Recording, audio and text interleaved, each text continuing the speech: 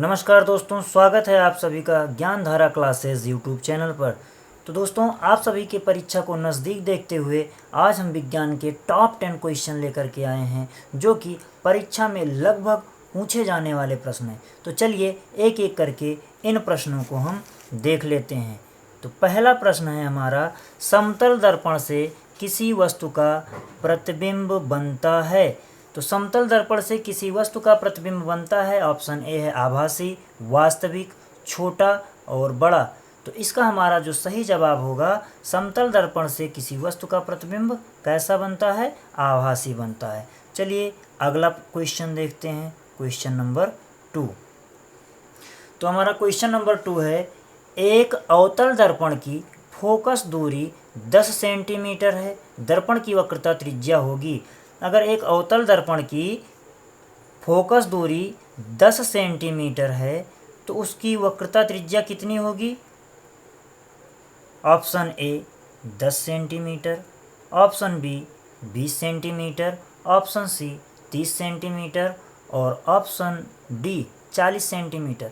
तो दोस्तों, जैसा कि हम सभी जानते हैं, हमारी जो वक्रता त्रिज्या होती है वो फोकस दूरी की दोगुनी होती है। तो अगर हमारी फोकस दूरी कितनी दी गई है? 10 दी गई है, तो हमारी वक्रता त्रिज्या 10 दूना कितना हो जाएगा? 20। तो ऑप्शन नंबर बी एकदम सही जवाब होगा। चलिए अगले प्रश्न की ओर चलते हैं। प्रश्न संख्या है हमारा 3। अगला प्रश्न, उत्तल दर्पण से प्रतिबिंब सदैव बनता है।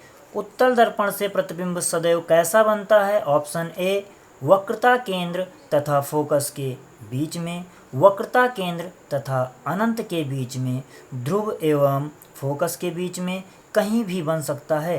तो ऑप्शन नंबर सी इसका एकदम सही जवाब होगा। उत्तल दर्पण से प्रतिबिंब सदैव ध्रुव एवं फोकस के बीच में बनता है। तो चलिए प्रश्न संख्या 4 की तरफ चलते हैं। प्रश्न संख्या 4 है हमारा, दर्पण के द्वारा बने किसी वस्तु के प्रतिबिंब की लंबाई तथा वस्तु की लंबाई के अनुपात को प्रतिबिंब का क्या कहते हैं? ऑप्शन ए रेखीय आवर्धन, ऑप्शन बी संयुग्मी फोकस, ऑप्शन सी बी तथा ए दोनों, इनमें से कोई नहीं। तो दर्पण द्वारा बने किसी वस्तु के प्रतिबिंब की लंबाई तथा वस्तु की लंबाई के अनुपात को प्रतिबिंब का रेखीय आवर्धन कहते हैं। ऑप्शन नंबर ए इसका एकदम सही जवाब होगा। चलिए प्रश्न संख्या 5 देखते हैं। प्रश्न संख्या 5 है, गोलीय दर्पण की वक्रता त्रिज्या व फोकस दूरी में संबंध है। गोलीय दर्पण की वक्रता त्रिज्या तथा फोकस दूरी में संबंध। तो इसका पहला विकल्प है F बराबर R, दूसरा विकल्प है F बराबर 2R और तीसरा विकल्प है F बराबर R/2 और चौथा विकल्प है R बराबर F/2। जो फोकस दूरी होती है वो वक्रता त्रिज्या की क्या होती है? आधी होती है। इसलिए हमारा ऑप्शन नंबर सी एकदम सही जवाब होगा। तो चलिए अगला क्वेश्चन नंबर 6 देखते हैं। क्वेश्चन नंबर 6 है, उत्तल दर्पण के सामने रखी वस्तु का प्रतिबिंब बनता है। तो उत्तल दर्पण के सामने रखी वस्तु का प्रतिबिंब कहाँ बनता है? ऑप्शन ए है वस्तु की स्थिति पर ही, ऑप्शन बी दर्पण के सामने वस्तु की स्थिति से दोगुनी पर, ऑप्शन सी दर्पण के सामने वस्तु की स्थिति से आधी दूरी पर, ऑप्शन डी दर्पण के पीछे। तो उत्तल दर्पण के सामने रखी वस्तु का प्रतिबिंब दर्पण के पीछे बनता है। इसका सही जवाब ऑप्शन डी होगा। चलिए अगला प्रश्न देखते हैं। प्रश्न संख्या 7। प्रश्न संख्या 7 है हमारा, किसी अवतल दर्पण द्वारा आभासी, सीधा तथा आवर्धित प्रतिबिंब बनता है तो उसकी वस्तु की स्थिति क्या होगी? ऑप्शन ए दिया गया है दर्पण तथा फोकस के बीच, फोकस तथा वक्रता केंद्र के बीच, वक्रता केंद्र पर, वक्रता केंद्र से पीछे। तो किसी अवतल दर्पण द्वारा आभासी, सीधा तथा आवर्धित प्रतिबिंब जब बनेगा तो उस वस्तु की स्थिति दर्पण तथा फोकस के बीच में होगी। ऑप्शन नंबर ए एकदम इसका सही जवाब होगा। चलिए प्रश्न संख्या अब देखते हैं 8।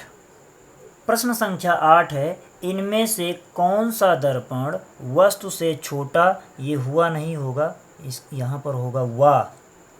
इनमें से कौन सा दर्पण वस्तु से छोटा व आभासी प्रतिबिंब बनाता है?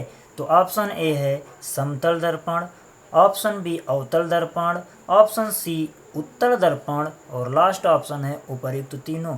तो इसका एकदम सही और सटीक जवाब होगा अवतल दर्पण। इनमें से कौन सा दर्पण वस्तु से छोटा आभासी प्रतिबिंब बनाता है? वस्तु से छोटा और आभासी प्रतिबिंब हमारे अवतल दर्पण में बनता है। इसका सही जवाब बी होगा। चलिए प्रश्न है, यदि किसी वस्तु को एक दर्पण के सामने निकट रखने पर प्रतिबिंब सीधा बने किंतु दूर रखने पर प्रतिबिंब उल्टा बने तो वह दर्पण होगा।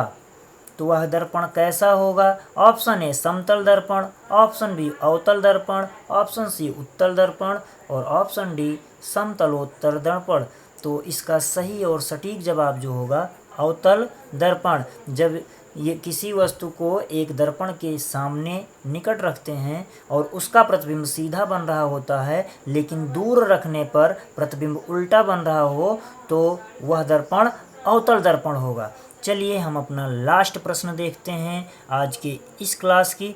तो आज का हमारा लास्ट प्रश्न है कि समतल दर्पण के सामने एक वस्तु दर्पण से 10 सेंटीमीटर की दूरी पर है तो दर्पण से प्रतिबिंब की दूरी कितनी होगी? तो समतल दर्पण की बात की जा रही है। समतल दर्पण में कितनी दूरी पर रखी है? 10 सेंटीमीटर की दूरी पर रखी है। तो हमारे प्रतिबिंब की दूरी भी कितनी होगी? 10 सेंटीमीटर होगी। और इसका जो सही जवाब होगा बी होगा। तो आज के लिए इतना ही। यदि आपको हमारी ये वीडियो पसंद आई हो तो ऐसे ही और वीडियोज़ के लिए हमारे ज्ञानधारा क्लासेस यूट्यूब चैनल को सब्सक्राइब कर लीजिए और ऐसे ही नई नई वीडियोज़ आपको अब मिलती रहेंगी।